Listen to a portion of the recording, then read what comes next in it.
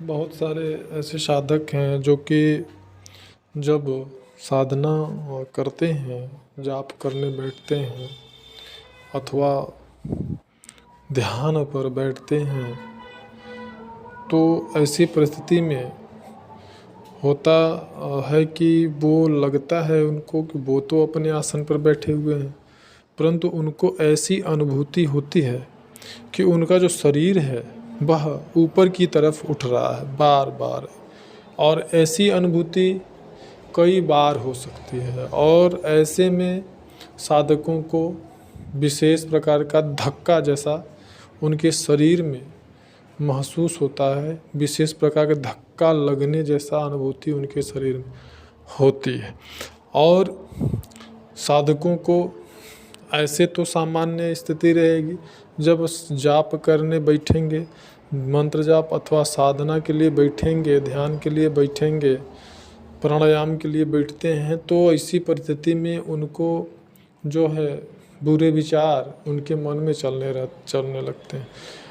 यहाँ बुरे विचारों से मतलब हमारा तात्पर्य अश्लील विचारों से होता है। वैसे तो साधना में एक ऐसी अवस्था आती ही आती है जैसे जिस अवस्था में आपको अश्लील विचार जो है बहुत ज़्यादा परेशान करते हैं। और ये जो अवस्था होती है,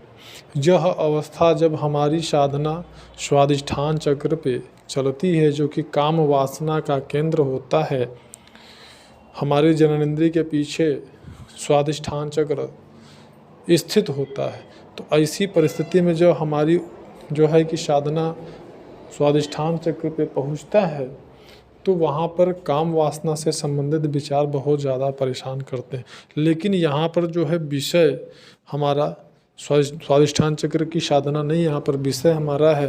कि साधकों को ऐसी अनुभूति क्यों होती है कि उनका शरीर बार बार ऊपर की तरफ उठ रहा है और फिर नीचे गिर रहा है, उन्हें विशेष प्रकार का झटका क्यों लगता है। साथ ही साथ साधकों को यह स्थिति बार बार क्यों आती है कि वो जब साधना के लिए बैठते हैं तो उन्हें जो है कि मन में अश्लील विचार क्यों ज़्यादातर आने लगते हैं, अश्लील विचार क्यों उन्हें परेशान करते हैं। तो यहाँ पे मैं ये बताना चाहूँगा कि जो हमें ये अनुभूति होती है कि हमारा शरीर बार बार ध्यानावस्था में ऊपर की तरफ उठ रहा है या जाप के समय ऊपर की तरफ उठ रहा है, ऐसा हमको महसूस होता है, तो ये जो हमें अनुभूति होती है वह हमें सूक्ष्म शरीर की अनुभूति होती है, हमारे स्थूल शरीर की अनुभूति नहीं। हमारा स्थूल शरीर जो है उस दशा में अपने स्थान पर ही बैठा होता है और हमारा जो सूक्ष्म शरीर है वह ऊपर की तरफ उठने का प्रयास करता है या उठता है। उसका कारण हमारी प्राण वायु है। जब हमारी प्राण वायु जो हमारा अपान वायु है,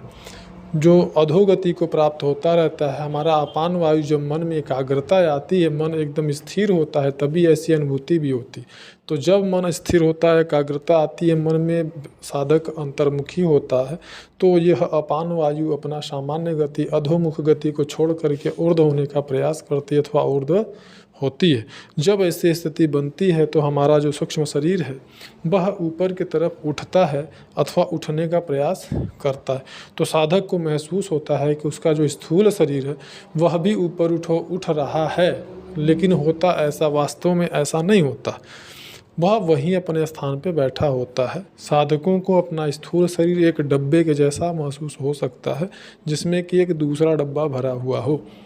तो यह इसका मुख्य कारण होता है प्राणवायु। अब दूसरी बात हम आ जाएं, जो कि साधकों को बार बार काम वासना अश्लील विचार जो है आते हैं ध्यानावस्था में जाप के समय, तो उसका जो कारण है वो खुद के उनके विचार होते हैं, उनके खुद के मन की स्थिति होती है। क्योंकि जो यह काम वासना या असली विचारों से संबंधित जो संस्कार है वह जन्म जन्मांतर से हमारे कर्माशय हमारे चित्त पर स्थित है। तो जब हम साधना करते हैं, हमारे अंदर अंतर्मुखता बढ़ती है, एकाग्रता बढ़ती है, तो जो गंदगी होती है मन की, चित्त की, वह गंदगी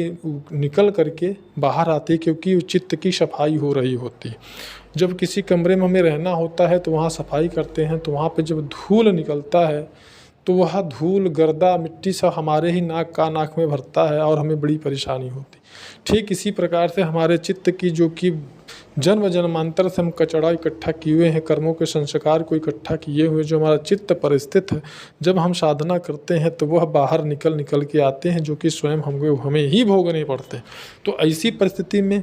अगर ऐसा होता है, अगर आप सावधानी नहीं बरतते हैं, सावधानी से नहीं रहते हैं, अपने गुरु या मार्गदर्शक से इसके बारे में सलाह नहीं लेते हैं हमें क्या करना चाहिए, तो आपकी साधना रुक सी जाती है, ब्रह्मचर्य खंडित जैसी समस्या